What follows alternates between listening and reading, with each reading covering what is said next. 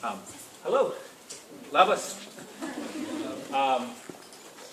You will have to translate. I apologize, I don't speak Lithuanian enough to explain this. I can order a beer, that's about it. So this is an idea that we're exploring at NASA on how to explore Titan. Aš pristatysiu apie idėją, kurią mes planuojame panaudoti planetos Titano tyrinėjimui. And the basic idea is if you want to explore somewhere, you both need to land and you need to move to explore. So can we make a new robot that can both land on a planet and also move? Kosminiai tyrinėjimai susideda iš pagrindinių dviejų dalykų. Tai yra nusileidimas ant planetos ir judėjimas planeta. Ir mes bandome sugalvoti tokį robotą, kuris galėtų ir nusileisti, ir judėti kartu.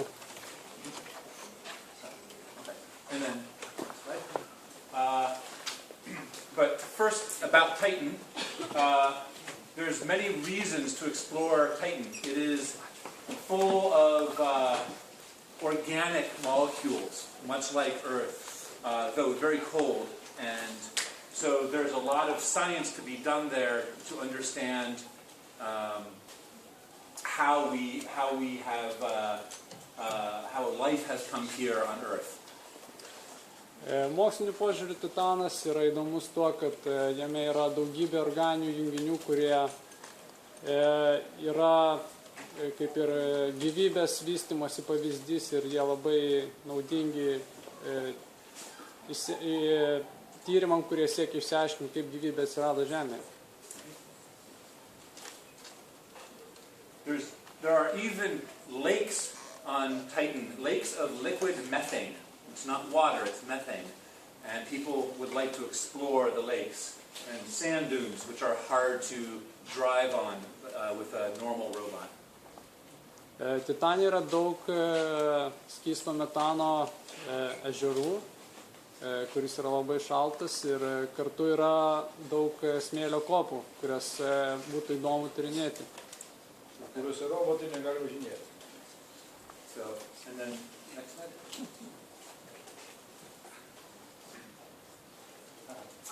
Different order, but anyways, carry on.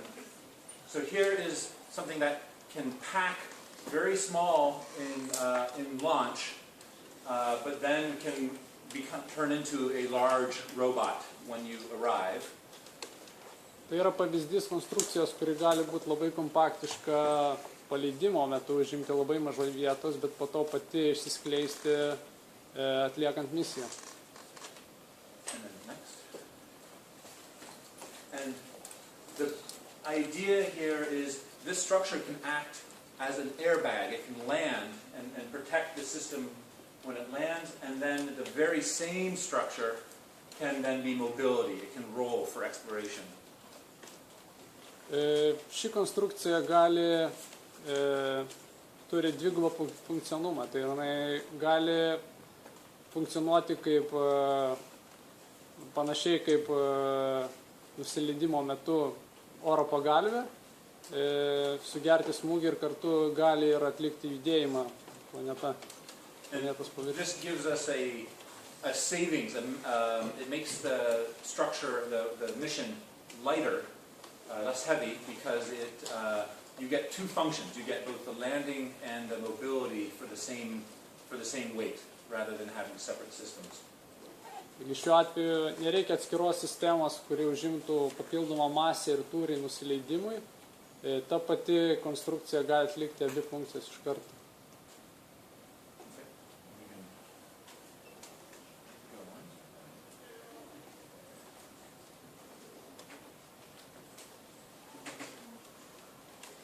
So the research we've been doing is to explore this idea and how to control it. These types of structures are, let's skip this one, we can go on. These types of structures are hard to control because they're very soft and change shape. And so there's a lot of learning to be done on how to make it go where we want it to.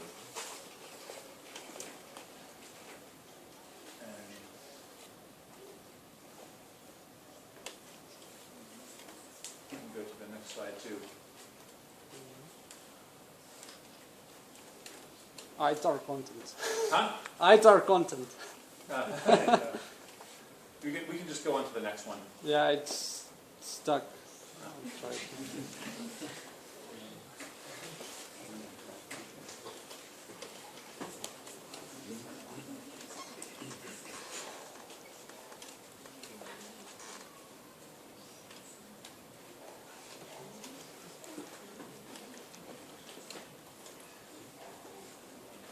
Maybe. Maybe if I will start again ask a question. Yeah, sure. I don't know if you're going to continue about this, but do you have any ideas for an engine that will be inside this construction to move it? Ah, Because when, The you know, movement something comes. that will move it. The movement comes from the strings, shortening and lengthening the strings. These guys. And so, But after a glance, yeah, what is going to be further? After Yeah. the inertia is off? this is not just inertia. This is actually this is controlled. By changing the length of the strings, it makes the shape change, and that causes it to roll. Oh, so there are some devices that Yeah. control it. Motors to change the string length.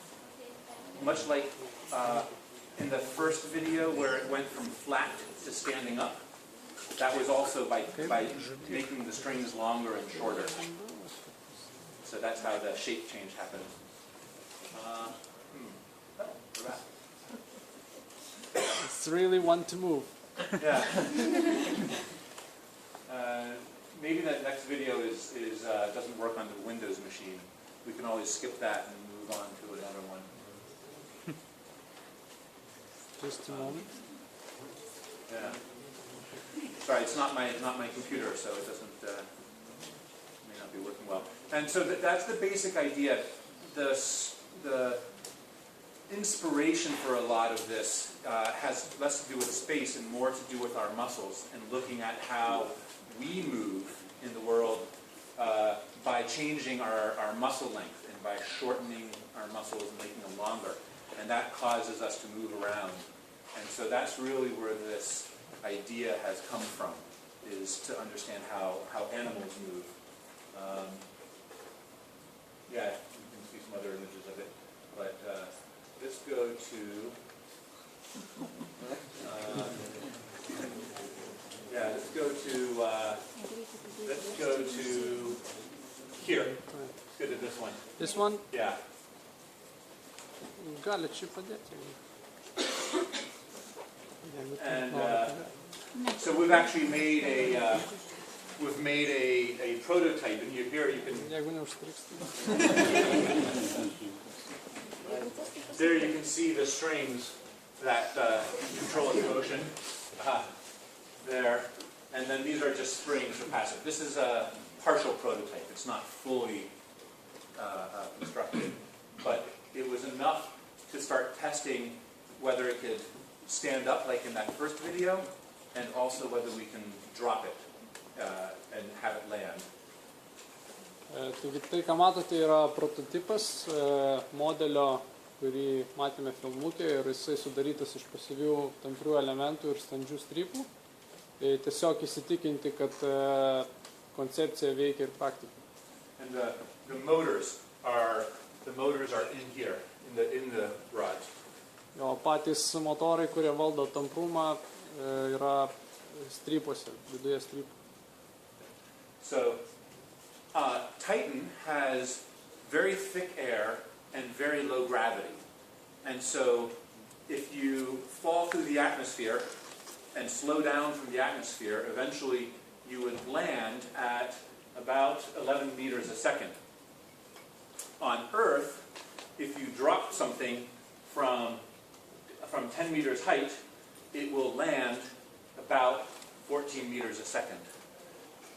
Taigi, kadangi Titanas turi labai tankę atmosferą ir labai mažą gravitacijos konstantą, tai nusileidimo greitis yra apie 11 metrų per sekundę. Tai ekvivalentų paleidimo objekto iš 10 metrų aukščio. So, on the next slide, we tested this if this video runs, you may need to start the video. Yeah.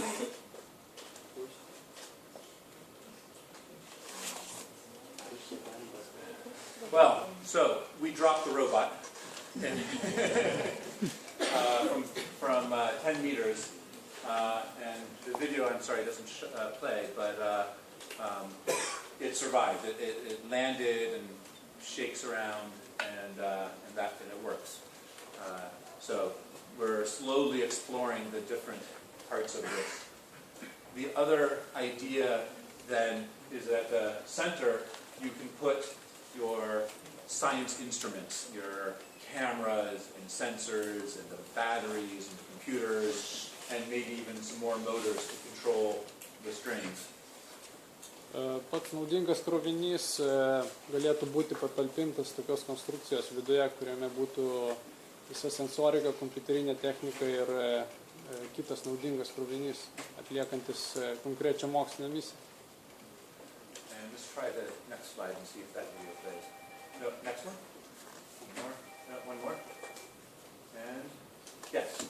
And so here you see with the payload in the middle, we can control the strings and we can actually move the weight around, and that allows us to even climb small hills and move around that way. So. Naudingas krovinys centre gali būti panaudojamas kaip balansavimo ir valdymo priemonė, keičiant masės centro padėtį. Tai padeda būti mobilesniam robotui. And so that's really sort of the quick idea. I gave a talk earlier, it was an hour long. This was the short version. But I wanted to just share some of the ideas, because what's exciting about exploring space is that we always have to try new ideas.